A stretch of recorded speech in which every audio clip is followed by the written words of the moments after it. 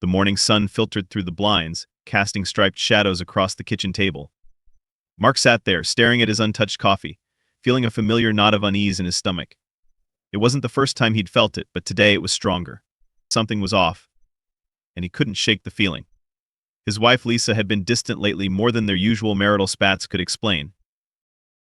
"Morning," Lisa said, breezing into the kitchen, her gym bag slung over her shoulder.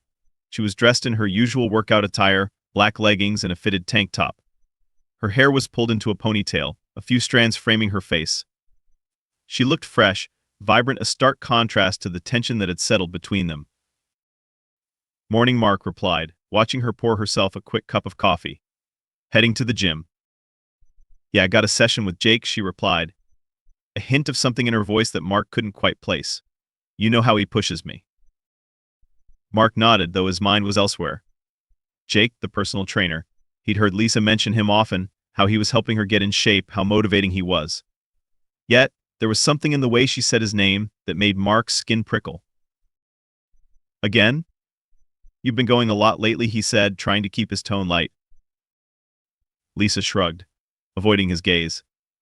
"I like it. It's good for me." Mark watched her closely, noticing the way she fiddled with her coffee cup, the slight tremor in her hand. He felt a surge of suspicion, unbidden and unwelcome. "Maybe I should join you sometime." Lisa laughed. A forced, hollow sound. "You? At the gym? You hate working out." "People change," Mark said, his eyes fixed on her face, searching for any sign of deception. Lisa's smile faltered just for a moment. "Maybe. But I like having something for myself, you know. Besides, you're always so busy with work." Mark nodded, though his mind was racing. Her words were reasonable, but the unease remained. He watched her leave, the door clicking shut behind her, and felt the knot in his stomach tighten. He spent the morning distracted, his work suffering as he replayed their conversation in his mind. By lunchtime, he couldn't take it anymore. He needed to know, to put his mind at ease, one way or another.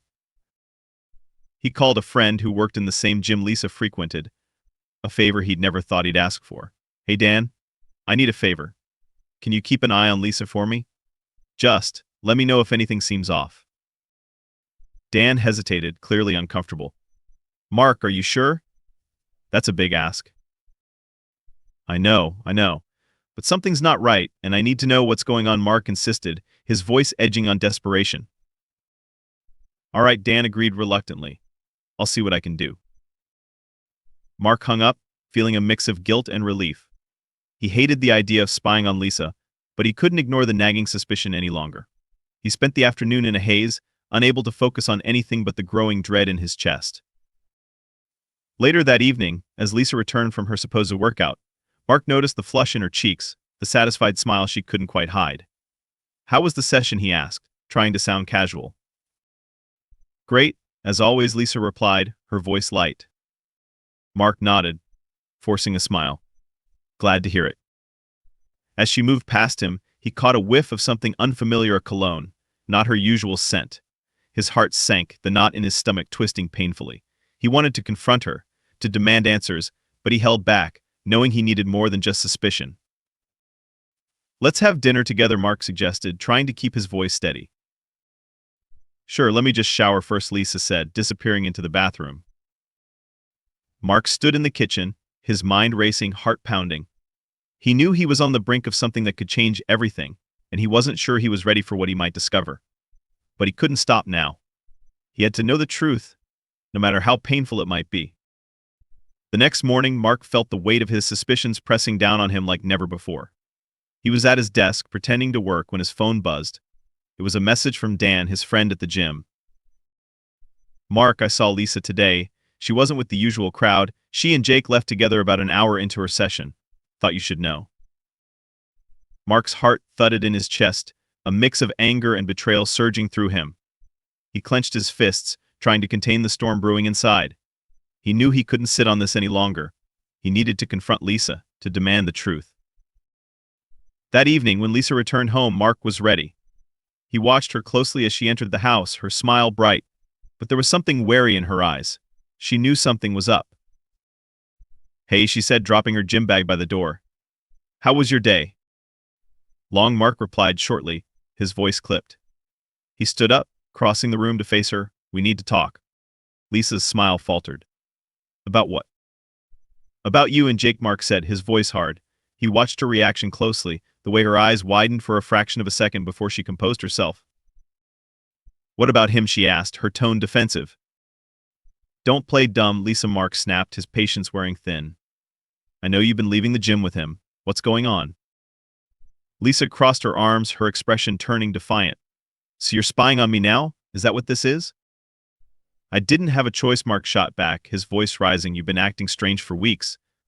I had to know what was going on. Lisa looked away, her jaw tight. I can't believe you don't trust me. Trust you, Mark laughed, a harsh, humorless sound. How can I trust you when you're sneaking around with your trainer? It's not what you think, Lisa said, her voice softening, but Mark wasn't having it. Then what is it? He demanded, stepping closer. Explain it to me, because right now it looks like you're cheating. Lisa hesitated, her eyes flickering with something like regret. Mark, save it, he interrupted, his anger boiling over. I want the truth, Lisa. No more lies. She took a deep breath, her shoulders slumping. Fine. We've been seeing each other, okay? But it's not serious. Not serious, Mark echoed, incredulous. You're having an affair, and you think that makes it okay? It just happened, Lisa said, her voice pleading. I didn't plan it. Things have been rough between us, and... Don't you dare blame this on us, Mark cut in, his voice sharp. We've had problems, sure, but this is on you. Lisa flinched, tears welling in her eyes. I'm sorry, Mark, I really am. Sorry doesn't cut it, he said coldly, turning away from her. His mind was racing, thoughts tumbling over one another in a chaotic whirl.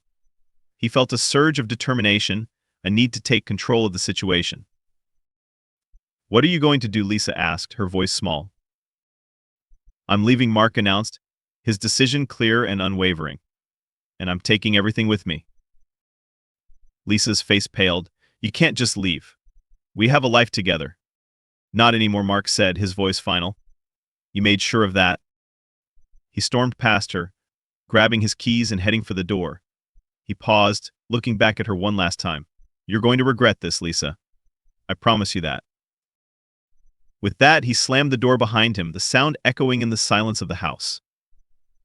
As he drove away, his mind was a turbulent mix of anger and hurt. But beneath it all, there was a steely resolve. He knew what he had to do, and he wouldn't stop until Lisa faced the full consequences of her betrayal. Mark drove aimlessly for a while, his mind a storm of emotions. The city lights blurred past, but he barely noticed. Eventually, he pulled over into a quiet park, the night air cool against his skin as he stepped out of the car. He needed to think, to plan his next move. His phone buzzed in his pocket, pulling him from his thoughts. It was a text from Dan. Hey man, you okay? Heard from Lisa. Mark stared at the message for a moment, then typed a quick reply. I found out. She admitted it. I'm done. Dan's response came quickly. I'm sorry, Mark. Let me know if you need anything. Mark appreciated the sentiment, but right now he needed to be alone. He pocketed his phone and began to walk, his thoughts slowly organizing into a plan. He knew he had to be smart about this. Lisa had always relied on him financially, and now it was time to use that to his advantage. He spent the next few days quietly gathering information, consulting with a lawyer, and making sure he had everything in place. He was methodical, driven by the hurt and anger that simmered beneath his calm exterior. Lisa had made her choice, and now she would face the consequences. When he finally returned home, it was late. The house was dark, except for a single light in the living room. Lisa was there, sitting on the couch, her eyes red and puffy from crying. She looked up as he entered, her expression a mix of hope and fear. Mark, she began, her voice trembling. Can we talk? Mark crossed his arms, leaning against the doorframe. What is there to talk about, Lisa? You made it pretty clear where we stand. I know I messed up, she said, her voice breaking. But I want to fix this. I want us to work. Mark shook his head, a bitter laugh escaping his lips. You think it's that easy? You think you can just apologize and everything will go back to normal? I love you, Mark. I made a mistake, but it doesn't mean I don't care about you, Lisa pleaded, tears streaming down her face. Mark's expression hardened. You don't get it, do you? You threw everything away for what? Some fling with your trainer. It wasn't like that, Lisa protested weakly. I was confused, and he was there. Save it, Mark snapped, cutting her off. I've heard enough excuses. You chose to betray me, and now you have to live with that. Lisa wiped her eyes, her voice desperate. Please, Mark. I don't want to lose you. I can't lose you. You should have thought about that before, he replied coldly. I've already spoken to a lawyer. I'm filing for divorce. Lisa gasped, her hand flying to her mouth. No, please. Don't do this. It's done, Mark said, his voice firm. You're going to be on your own now. No more relying on me to bail you out. You can't just leave me with nothing, Lisa whispered, her voice breaking. Watch me, Mark replied, turning his back on her. He walked to the bedroom, ignoring her sobs as he began packing a suitcase. He moved with purpose, his anger fueling him as he gathered his things. Lisa followed him, standing in the doorway, her face a mask of despair. Mark, please, we can work this out. I know we can. Mark zipped up his suitcase, turning to face her one last time. I don't want to work it out, Lisa. I want to be free of this, of you. You made your bed, now lie in it. He brushed past her, suitcase in hand, and headed for the door. As he left, he felt a strange sense of relief, the weight of betrayal lifting slightly from his shoulders. He knew it wouldn't be easy, but he was ready to start over, to rebuild his life without the shadow of Lisa's infidelity hanging over him. As the door closed behind him, Mark felt a renewed sense of determination. He had taken the first step towards reclaiming his life, and he wouldn't look back. Mark settled into a small apartment across town, a stark contrast to the spacious home he had shared with Lisa. The place was sparse, but it was his own, free from the reminders of betrayal. He threw himself into work, using the long hours to distract himself from the turmoil of his personal life. One evening, as he was unpacking the last of his boxes, his phone rang. It was his lawyer. Mark, I've got some updates on the divorce proceedings, the lawyer said, his tone professional. Lisa's trying to contest the terms. She's claiming she deserves more support. Mark felt a fresh wave of anger rising. Of course she is, he muttered, pacing the small living room. What does she think she's entitled to? She's arguing for spousal support, citing her reliance on your income, the lawyer explained. But given the circumstances of the affair, we have a strong case to deny that. Good, Mark replied, his voice firm. I'm not giving her a dime more than she deserves. I'll keep you updated, the lawyer assured him. But be prepared, this could get messy. Mark thanked him and hung up, frustration simmering beneath his calm exterior. He had expected Lisa to fight, but hearing it confirmed only fueled his determination to see this through. The next day, he received an unexpected message from Dan. Hey, Mark. Can we meet up? Got something you might want to hear. Curious and slightly apprehensive, Mark agreed. They met at a quiet cafe, Dan already waiting with a serious expression. What's going on? Mark asked, taking a seat across from him. Dan leaned in, lowering his voice. I heard something at the gym. Jake's been bragging about how he and Lisa used to hook up during her sessions. Mark's jaw clenched, his hands balling into fists. That bastard, he muttered, his anger reigniting. She's trying to get more money from me while he's bragging about their affair. Yeah. And it gets worse, Dan continued. Apparently Jake's been seeing other women too. Lisa wasn't the only one. Mark's eyes widened, a mix of disbelief and vindication washing over him. So she was just another notch on his belt. Seems like it, Dan confirmed. Thought you should know. Thanks, Dan, Mark said, his mind racing with this new information. This could be the leverage he needed to ensure Lisa didn't get more than she deserved. Armed with this knowledge, Mark returned to his lawyer, who agreed that this could strengthen their case. They planned to use Jake's behavior to question Lisa's judgment and her claims for support. A few days later, Mark received a call from Lisa. He hesitated, debating whether to answer, but curiosity got the better of him. Lisa's voice was subdued, lacking its usual confidence. I need to talk to you. What do you want, Lisa? Mark asked, his tone cold. I heard from Jake, she confessed, her voice trembling slightly. He told me about the other women. Mark felt a grim satisfaction at her discomfort. And why are you telling me this? Because I was wrong, she admitted, her voice breaking. I thought he cared about me, but I was just another fling. Is that supposed to make me feel sorry for you? Mark retorted, his anger laced with sarcasm. You made your choice, Lisa. You don't get to play the victim now. I know, she said quietly. I'm not asking for sympathy. I wanted you to know that I'm sorry. For everything. Mark paused, considering her words. He could hear the regret in her voice, but it didn't change the betrayal he felt. Sorry doesn't fix this, Lisa. You broke us, and now you have to live with that. I understand, she replied, her voice small. I just wanted to tell you. Fine, Mark said, his tone dismissive. But don't expect anything from me. We're done. He hung up, feeling a sense of closure. Lisa's apology didn't erase what she had done, but it reaffirmed his decision to move forward without her. As the days passed, Mark focused on rebuilding his life. He poured his energy into work, spent time with friends who supported him, and gradually began to find a sense of peace. The divorce was still ongoing, but with each passing day he felt more in control, more certain of his path ahead. Mark sat in his lawyer's office, the air tense with anticipation. They were finalizing the divorce settlement, and Mark was eager to put this chapter behind him. His lawyer, a sharp-eyed woman named Karen, shuffled through papers, her expression unreadable. We've got a solid case, Karen said, glancing up at Mark. Lisa's claims for spousal support don't hold water, especially with what we know about Jake. Mark nodded, feeling a grim sense of satisfaction. Good. I'm done with her trying to take advantage. Karen smiled slightly. I've seen cases like this before. You're handling it well. Before Mark could respond, the door opened, and Lisa walked in. She looked tired, her eyes shadowed, but there was a determination in her step. She took a seat across from Mark, avoiding his gaze. Let's get started, Karen said, launching into the details of the settlement.